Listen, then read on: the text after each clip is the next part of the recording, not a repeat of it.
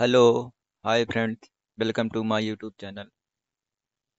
आशा करता हूँ कि आप सब लोग अच्छे होंगे और आप सबकी पढ़ाई अच्छे से चल रही होगी। पिछले वीडियो में हमने भारतीय संविधान की प्रस्तावना के बारे में थोड़ा सा देखा था और आज हम इस वीडियो में उसी के आगे भारतीय संविधान की प्रस्तावना की जो प्रमुख शब्दावलियाँ हैं, जैसे समाजवादी, पंथनिरपेक्ष, लोकतंत्रात्मक, गणराज्य, इस प्रकार की सभी शब्दावलियों को देखेंगे आज। तो चलिए देखते हैं।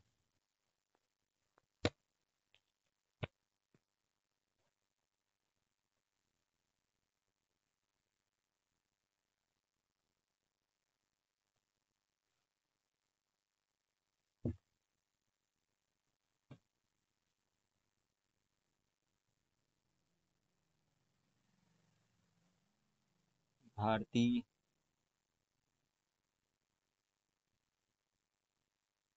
संविधान की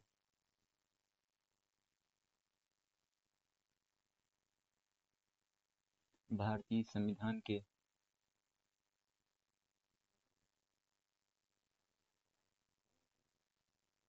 प्रस्तावना की भारतीय संविधान के प्रस्तावना की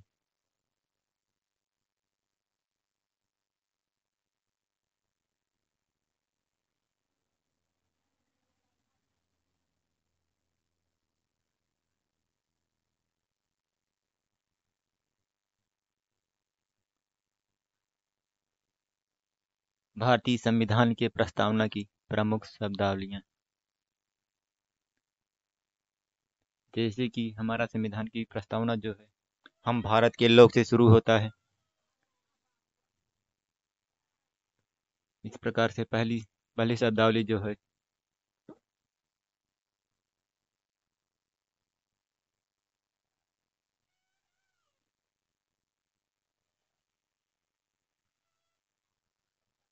पहली शब्दावली जो है हम भारत के लोग पहली शब्दावली जो है हम भारत के लोग, इससे यह तात्पर्य है इसका तात्पर्य यह है कि संविधान का मूल स्रोत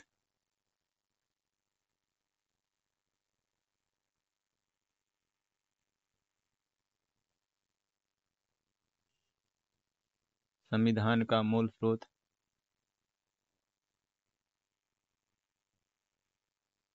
संविधान का मूल स्रोत भारत की जनता है। मूल स्रोत भारत की जनता है।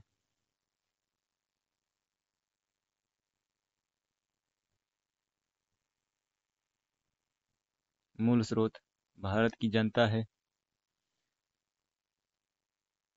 अतः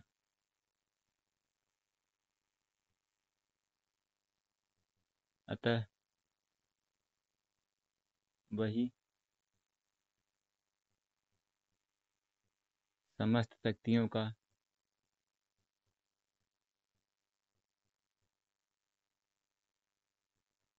अतः वही सही समस्त शक्तियों का केंद्र बिंदु है।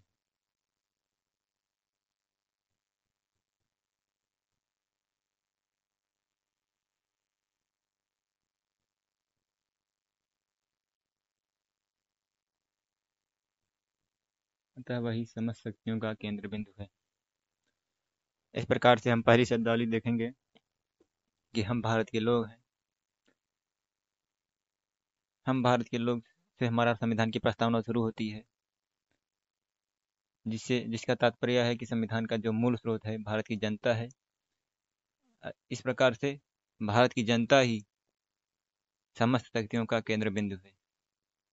दूसरा दूसरी शब्दावली है संपूर्ण प्रभुत्व संपन्न।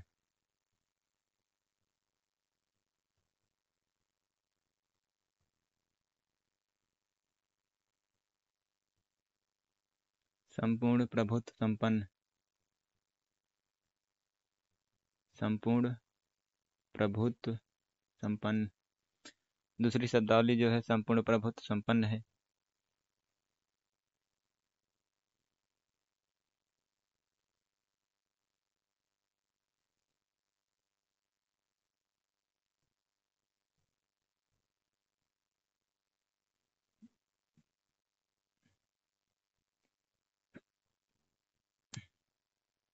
इसका तात्पर्य है कि भारत एक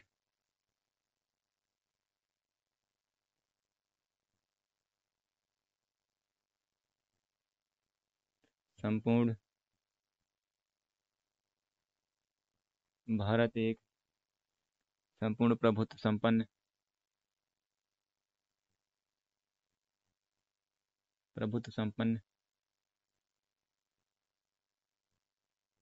राष्ट्र होगा।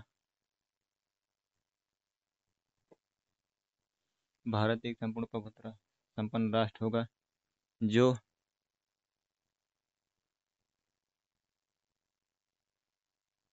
जो अपने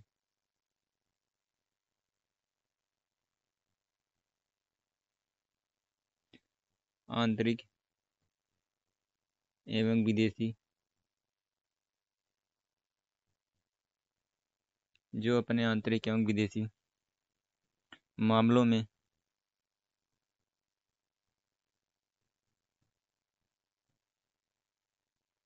जो अपने आंतरिक एवं विदेशी मामलों में किसी विदेशी सत्ता या शक्ति के अधीन नहीं है। जो अपने आंतरिक एवं विदेशी मामलों में किसी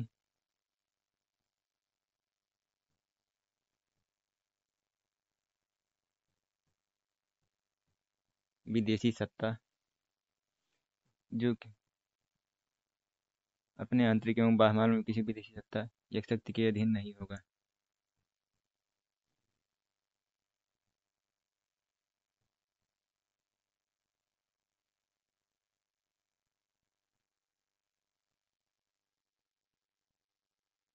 या शक्ति के अधीन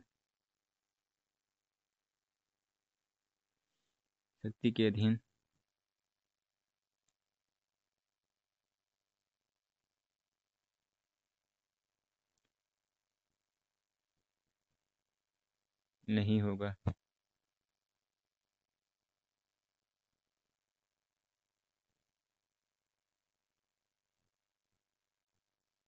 अतः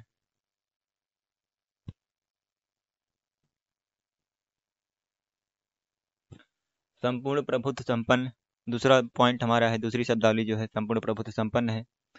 संपूर्ण प्रभुत्व संपन्न का मतलब होता है कि भारत एक स्वतंत्र राष्ट्र होगा जो अपने आंतरिक एवं विदेशी मामलों को किसी विदेशी सत्ता या शक्ति के अधीन नहीं होगा। इसका मतलब यही है कि भारत एक स्वतंत्र राष्ट्र होगा जो अपने आंतरिक एवं बाह्य मामलों को किसी भी राष्ट्र के अधीन, किसी भी सत्ता के अधीन अपना अपने किसी भी सत्ता के अधीन नहीं होगा। इसका तात्पर्य है कि भारत जो है वह अपने निर्णय अपने राष्ट्र के हित में लेगा।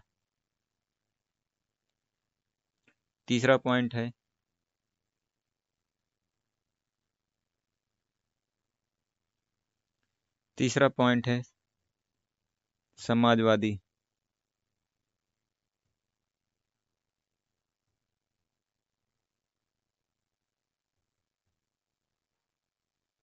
समाजवादी शब्द को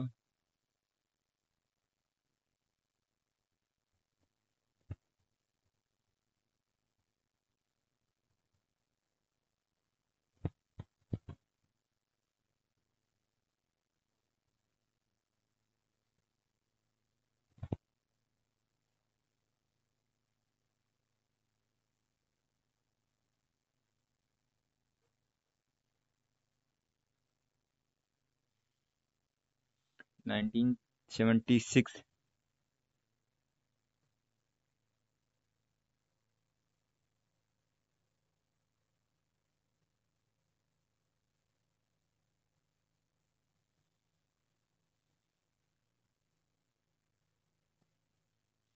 समाजवादी शब्द को सोशलिस्ट शब्द को 42वें संविधान संशोधन अधिनियम 1976 द्वारा जोड़ा गया।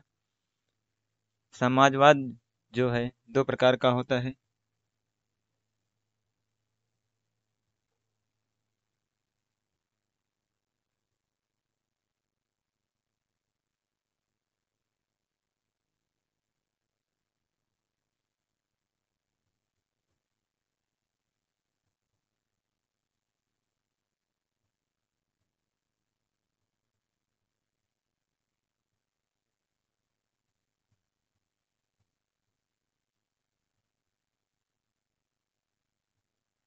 लोकतांत्रिक समाजवाद।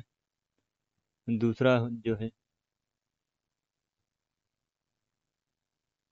साम्यवादी समाजवाद।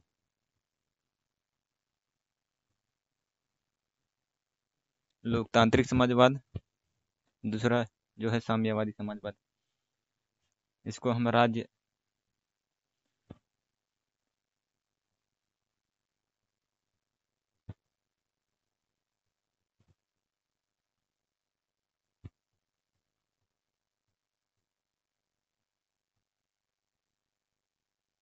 इसको जो है हम राज्य आश्रित समाजवाद समाजवाद भी कहते हैं। इसके बाद हम अगली स्लाइड देखेंगे इसके आगे।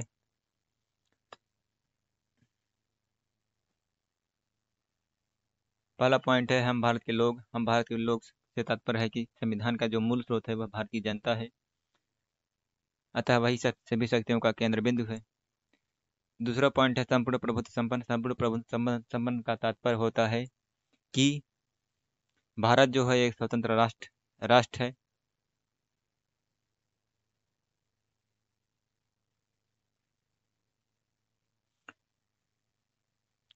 संपूर्ण प्रभुत्व संपन्न का मतलब यही है कि जब संविधान हमारा बना था उसमें यह बताया गया था इसमें कि भारत जो है एक संपूर्ण प्रभुत्व संपन्न राष्ट्र होगा, एक स्वतंत्र राष्ट्र होगा, जो अपने आंतरिक एवं विदेशी मामलों को अपने राष्ट्र के हित में लेगा, न कि किसी विदेशी शक्ति या सत्ता के अधीन अपना निर्णय लेगा।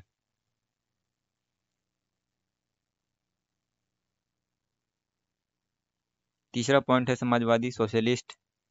सोशलिस्ट वर्ड को जो है 42वें संविधान संशोधन अधिनियम 1976 द्वारा जोड़ा गया। समाजवाद जो है दो प्रकार का होता है, लोकतांत्रिक समाजवाद, दूसरा है साम्यवादी समाजवाद। साम्यवादी समाजवाद को हम एक और नाम से जानते हैं जिसे राज्य आश्रित समाजवाद कहते हैं। भारत जो है एक लोकतांत्रिक समाजवाद है। इसके बाद हम आगे देखेंगे।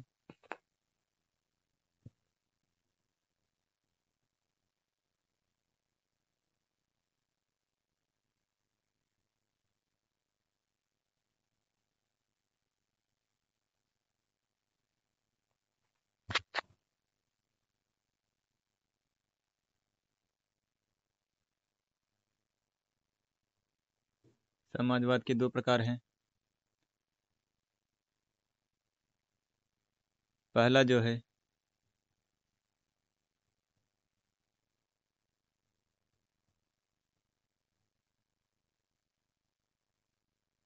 लोकतांत्रिक समाजवाद, दूसरा जो है साम्यवादी समाजवाद।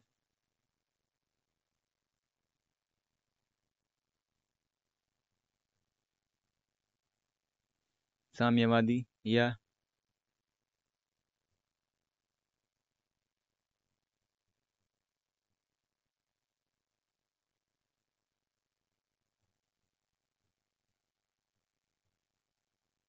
राज्य आश्रित समाजवाद।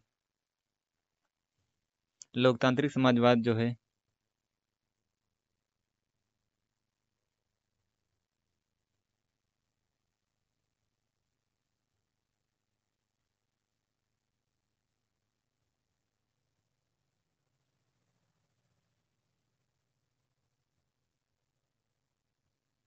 मिश्रित अर्थव्यवस्था में आस्था रखता है, विश्वास रखता है।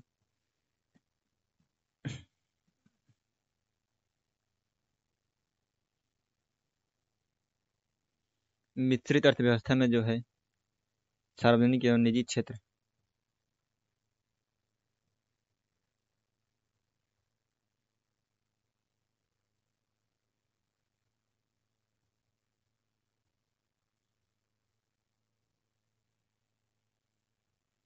सार्वजनिक एवं निजी क्षेत्र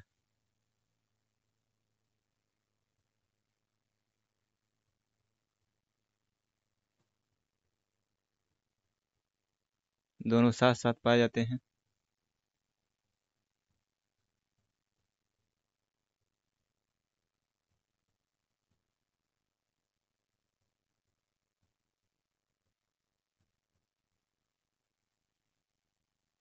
तीसरा पॉइंट है उच्च न्यायालय के अनुसार लोकतांत्रिक समाजवाद का उद्देश्य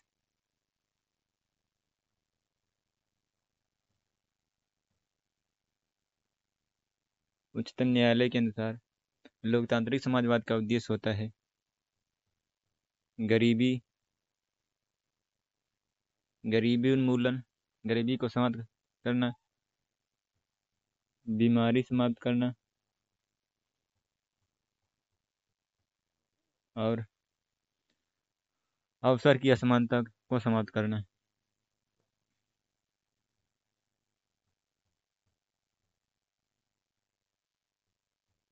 अवसर की असमानता को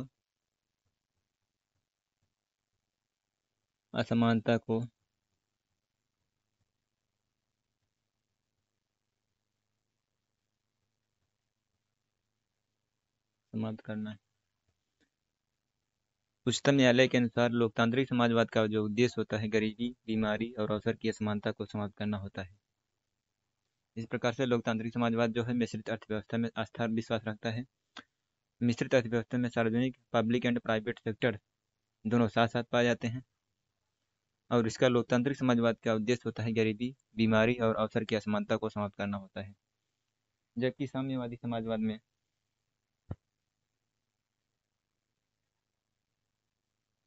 उत्पादन और वितरण के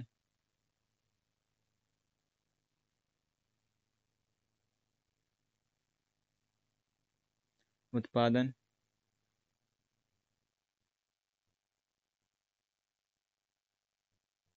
और वितरण के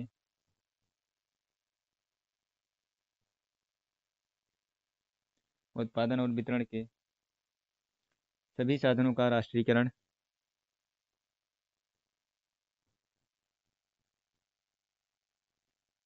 सभी साधनों का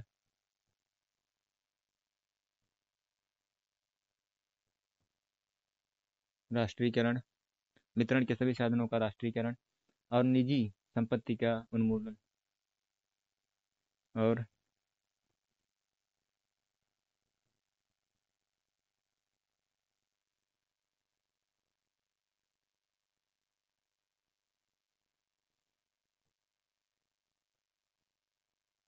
संपत्ति का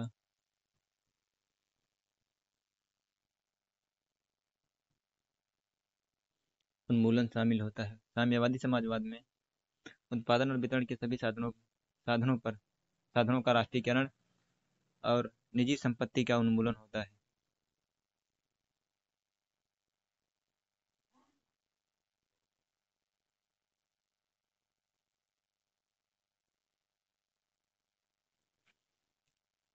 इस प्रकार से हमने समाजवादी सोशलिस्ट वर्ड को देखा। इसके बाद हम देखेंगे पंथ निरपेक्ष सेकुलर।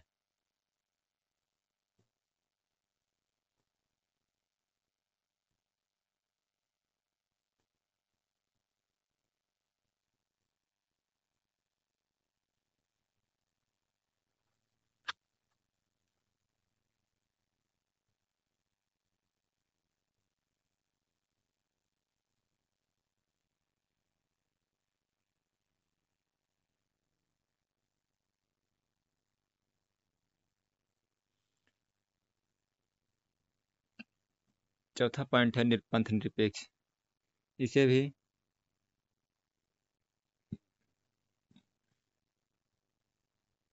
42वें संविधान संशोधन अधिनियम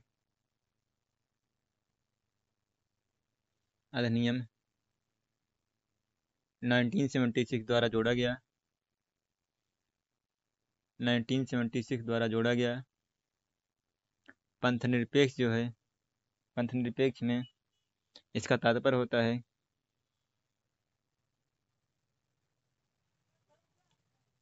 भारत एक पंथ निरपेक्ष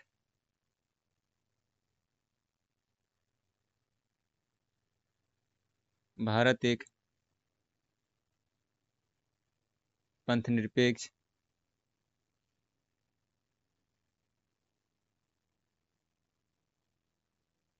राज्य है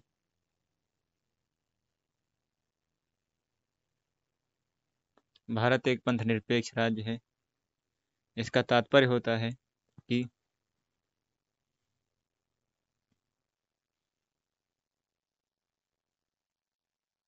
भारत जो है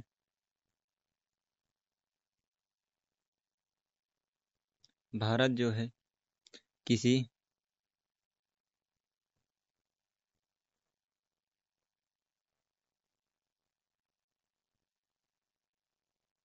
विशेष धर्म को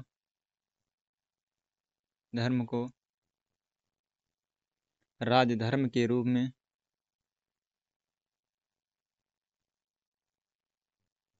राजधर्म के रूप में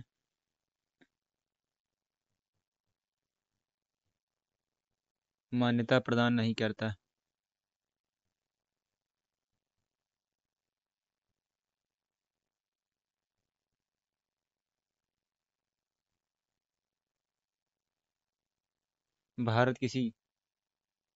भारत जो है किसी विशेष धर्म को राजधर्म के रूप में मान्यता प्रदान नहीं करता।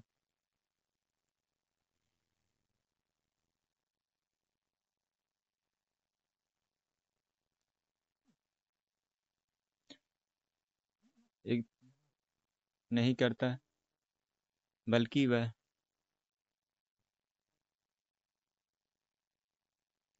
बल्कि वह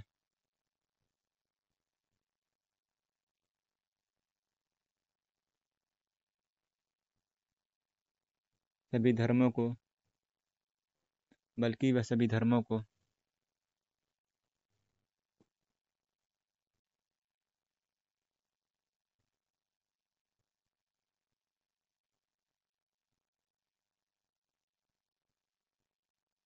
एक समान भाव से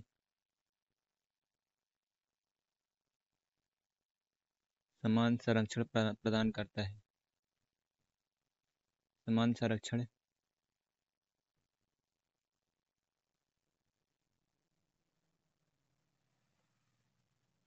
प्रदान करता है। थर्ड पॉइंट जो है, हमारे संविधान में जो संविधान निर्माताओं ने धर्म की स्वतंत्रता का अधिकार के रूप में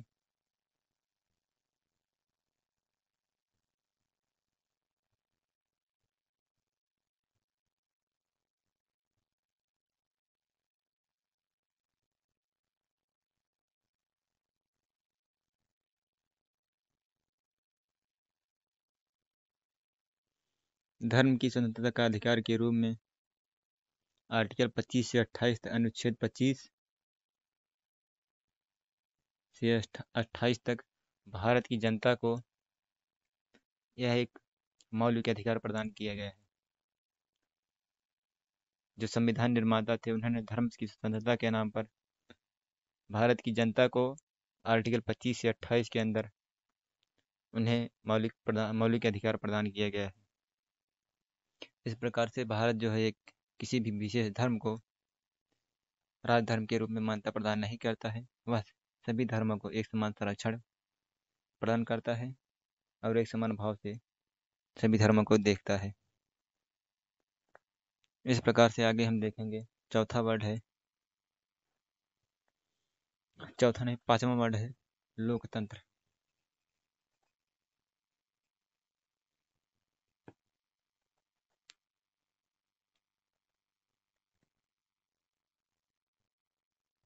पांचवा वर्ड है लोकतंत्र।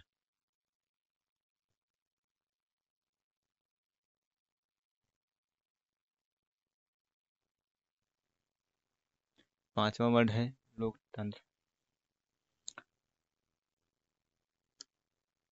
लोकतंत्र जो है, लोकतंत्र को हम इंग्लिश में डेमोक्रेसी कहते हैं।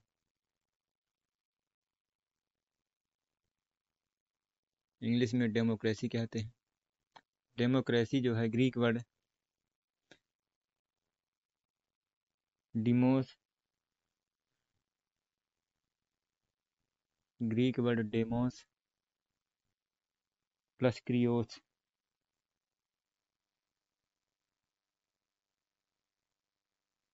डेमोस प्लस क्रारिया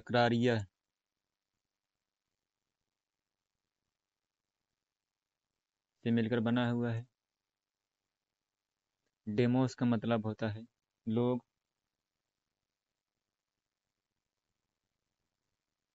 डेमोस का मतलब होता है लोग, क्रारिया का मतलब होता है शासन। इस प्रकार से डिमोस प्लस क्रेओस का मतलब क्रारिया का सम्मिलित रूप है जनता का शासन।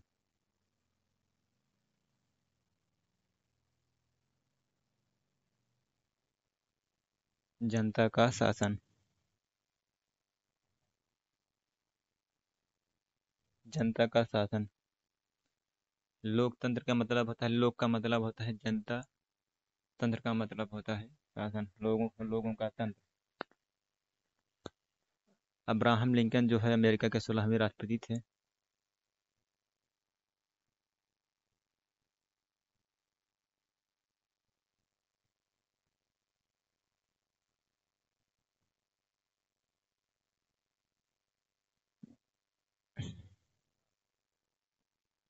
लिंकन जो अमेरिका के 16वें राष्ट्रपति थे, उन्होंने लोकतंत्रात्मक शासन, उन्होंने परिभाषित किया कि लोकतंत्रात्मक शासन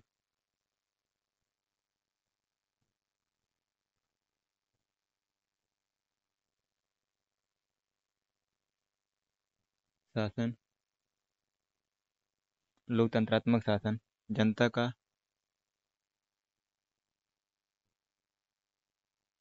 जनता का जनता के लिए जनता का जनता के लिए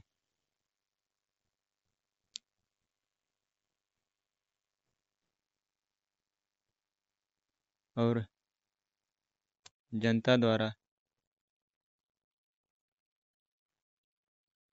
स्थापित शासन होता है।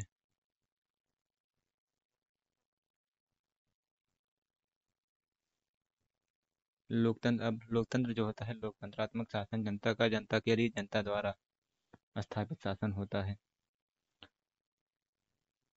लोकतंत्र दो प्रकार के होते हैं।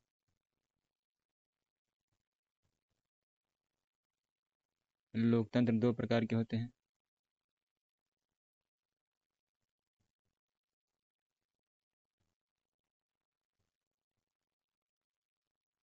प्रत्यक्ष लोकतंत्र,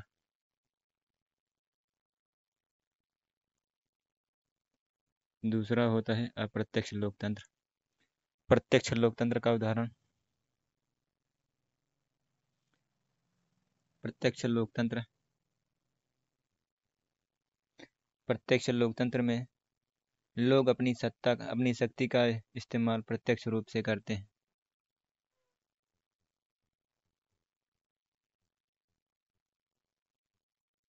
अपनी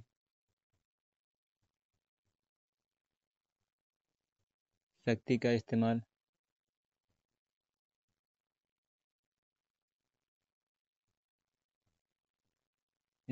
प्रत्यक्ष रूप से करते हैं।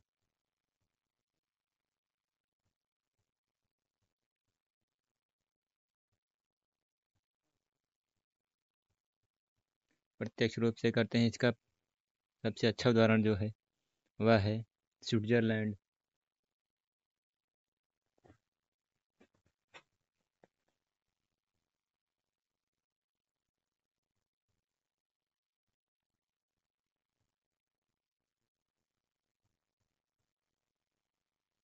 स्विट्जरलैंड अप्रत्यक्ष लोकतंत्र जो है,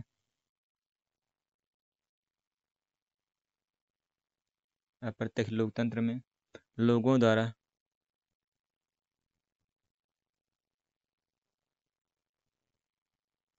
लोगों द्वारा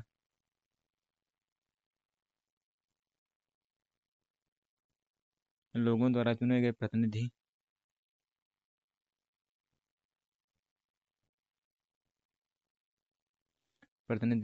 सर्वोच्च शक्ति का इस्तेमाल करते हैं।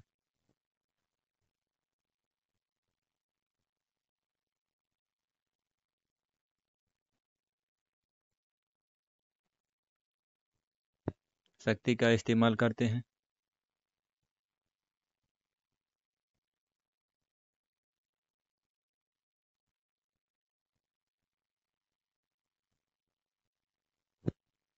शक्ति का इस्तेमाल करते हैं। अतः इस प्रकार के लोकतंत्र को प्रतिनिधि लोकतंत्र कहते हैं।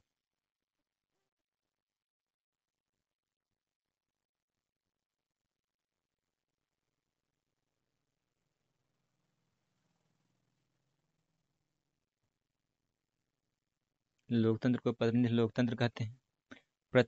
प्रतिनिधि लोकतंत्र भी दो प्रकार के होते हैं। पहला होता है संसदीय, दूसरा होता है राष्ट्रपति।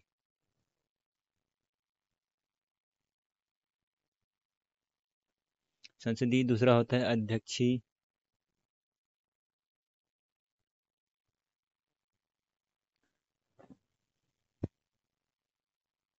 संसदीय, दूसरा होता है अध्यक्षीय। भारत में जो है, इंडिया में संसदीय प्रतिनिधि लोकतंत्र पाया जाता है। ये जो है भारत में पाया जाता है। अध्यक्षीय जो है यह अमेरिका में है।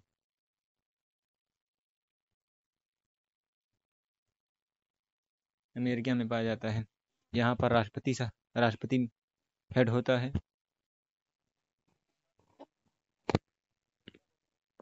इस प्रकार से छठवां पॉइंट है गणराज्य।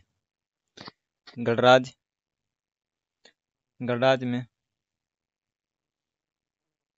लोकतांत्रिक राज्य व्यवस्था,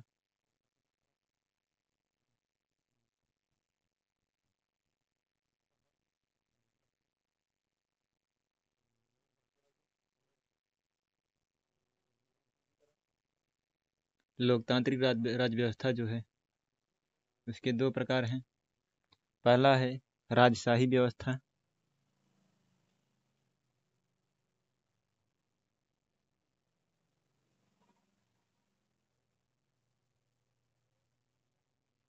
दूसरा है गणतंत्र।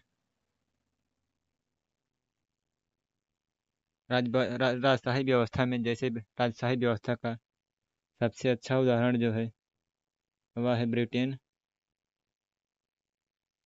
ब्रिटेन में वहाँ पर राजशाही शासन होता है। वहाँ पर या तो राजा या वहाँ पे रानी वहाँ पे हेड होते हैं। जबकि गणतंत्र में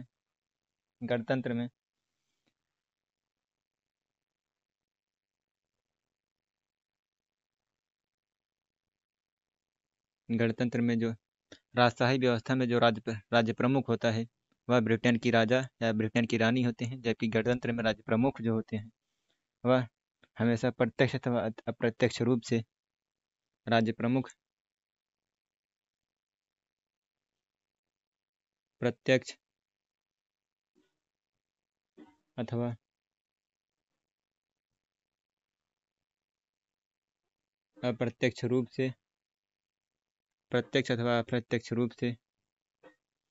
अप्रत्यक्ष रूप से एक निश्चित समय के लिए चुनकर आते हैं। रूप से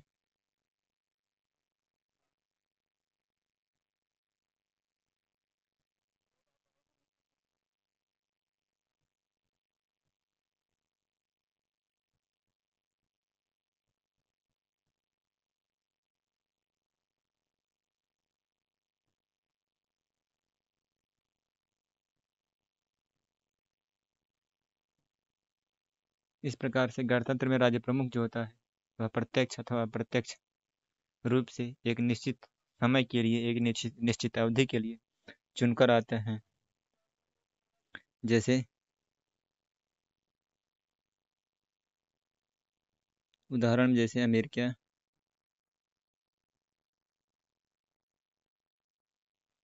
भारत इत्यादि। जबकि राजशाही व्यवस्था में वहाँ पर जो राज्य प्रमुख होते हैं वह एक अपने अनुक्रम द्वारा आते हैं। जैसे वहाँ पे राजा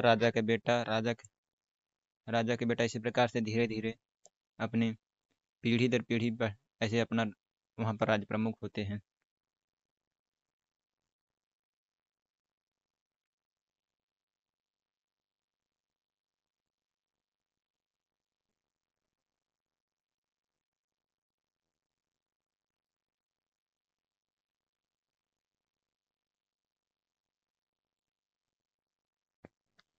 इस प्रकार से आगे हम देखेंगे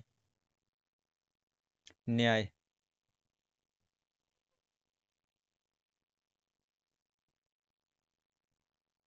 सातवां पॉइंट आता है न्याय।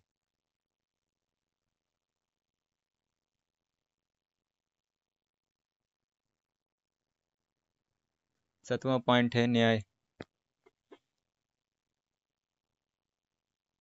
हमारे संविधान के प्रस्ताव में 3 प्रकार की न्याय की बात की गई है।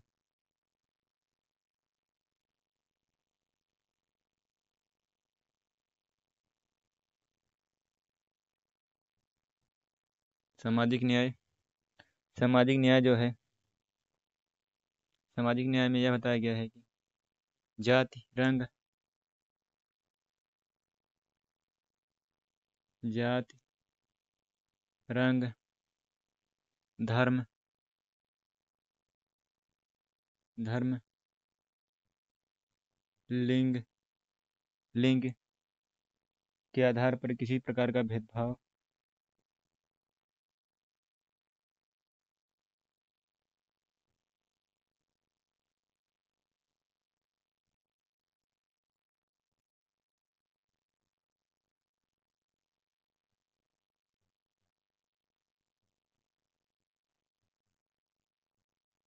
जाति रंग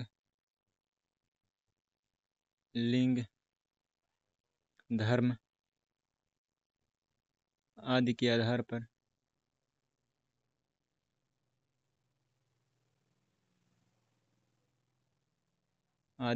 पर भेदभाव नहीं किया जाएगा।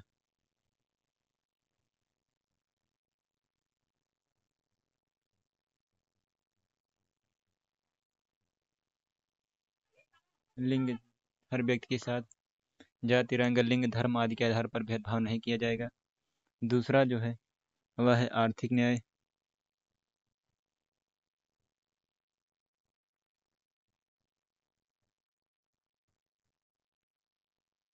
आर्थिक न्याय, आर्थिक न्याय में आर्थिक कारणों के आधार पर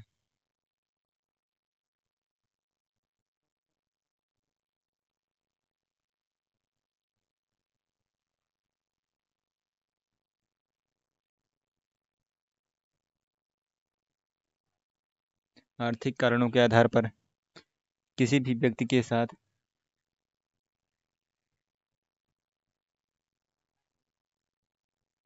किसी भी व्यक्ति से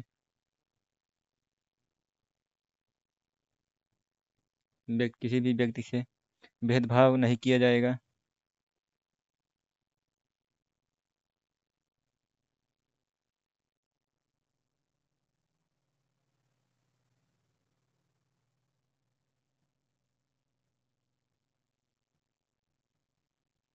भेदभाव नहीं किया जाएगा। इसमें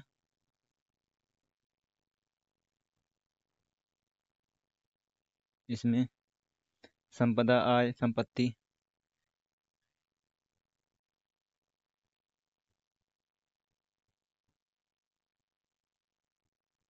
आय संपदा व संपत्ति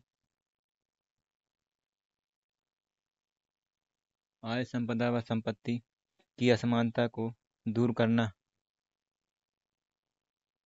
संपत्ति की असमानता को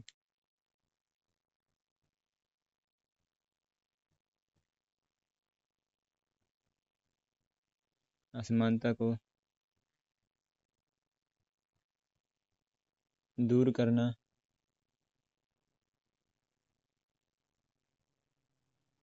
शामिल है।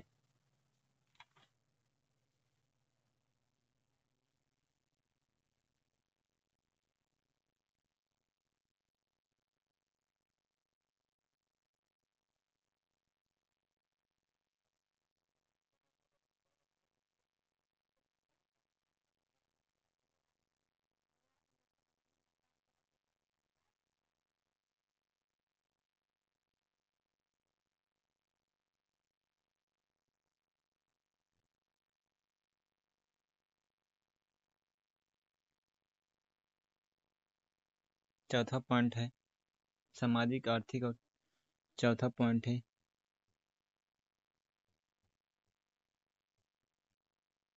राजनैतिक न्याय। राजनैतिक न्याय का सबसे अच्छा उदाहरण जो है वह है वयस्क मताधिकार।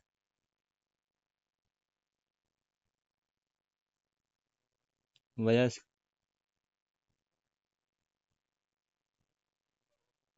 मताधिकार। इस प्रकार से 8वां पॉइंट हम देखेंगे स्वतंत्रता।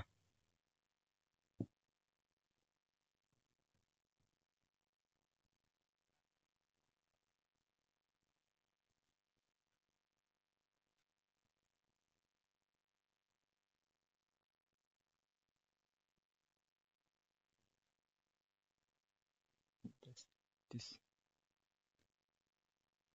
8वां पॉइंट है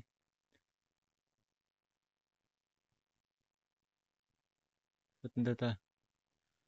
स्वतंत्रता जो है लोगों की गतिविधियों पर किसी प्रकार की रोक टोक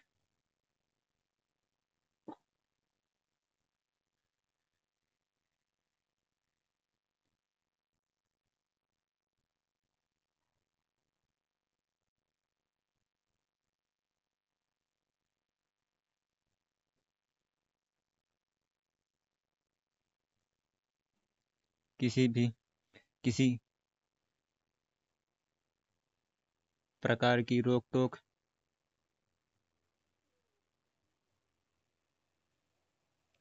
लोगों की गतिविधियों पर किसी प्रकार की रोक टोक की अनुपस्थिति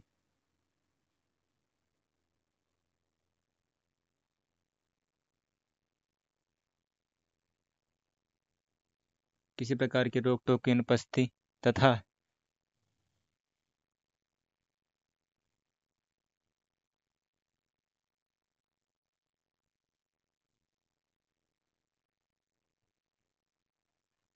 साथ ही व्यक्ति के विकास के लिए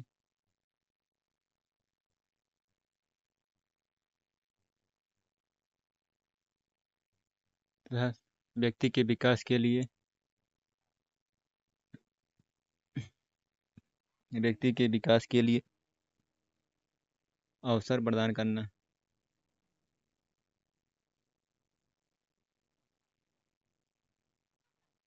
व्यक्ति के विकास के लिए अवसर प्रदान करना। इसके, इसके बाद हम देखेंगे 9वां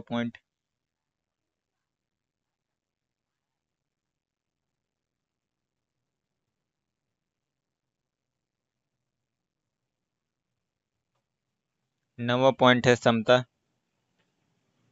समाज की किसी भी वर्ग के लिए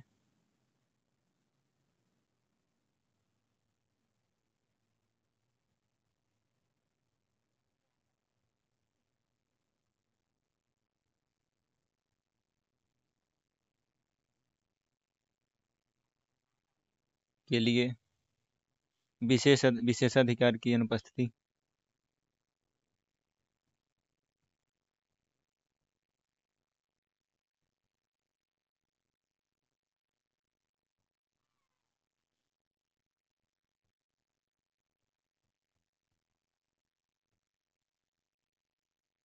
विशेषाधिकार की अनुपस्थिति और बिना किसी भेदभाव के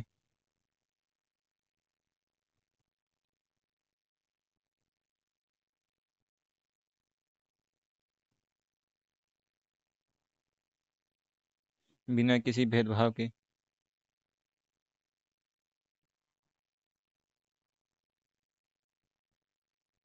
हर व्यक्ति को अवसर प्रदान करने के उपबंध।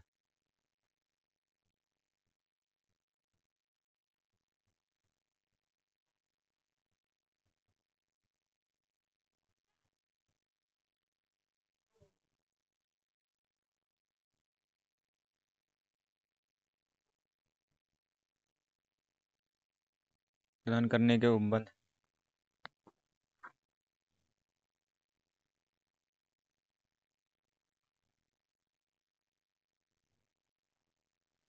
इसके आगे हम देखेंगे 10वां पॉइंट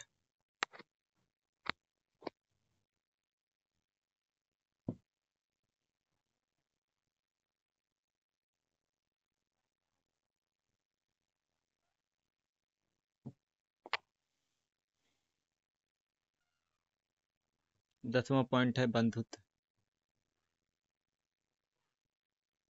10वां पॉइंट है बंधुत्व। बंधुत्व का मतलब होता है भाईचारे की।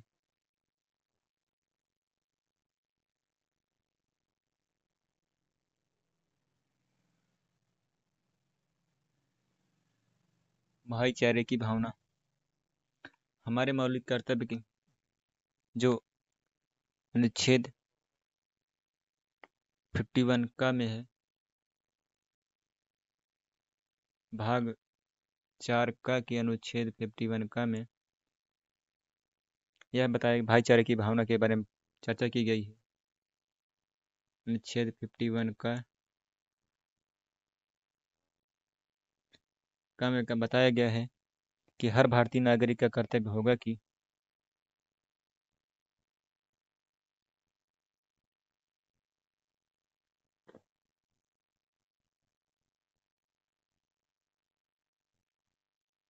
नागरिक का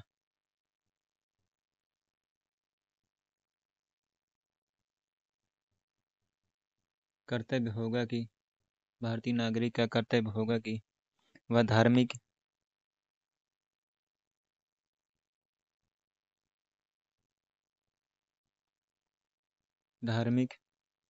भाषाई,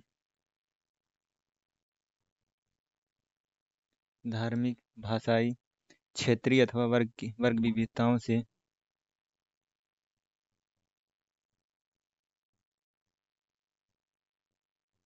अथवा वर्ग विविधताओं से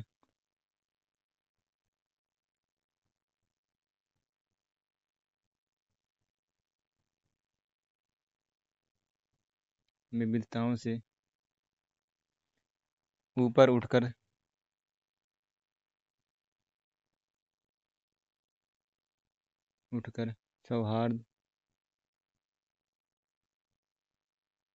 सौहार्द और आपसी भाईचारे की भावना को प्रोत्साहित करेगा। सौहार्द और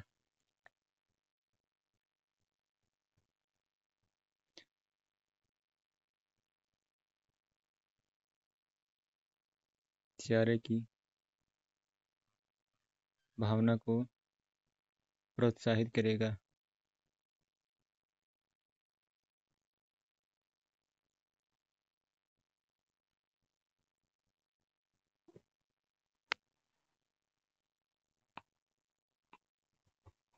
इस प्रकार से हमने आज संविधान की प्रस्तावना को अच्छे से कवर कर लिया है।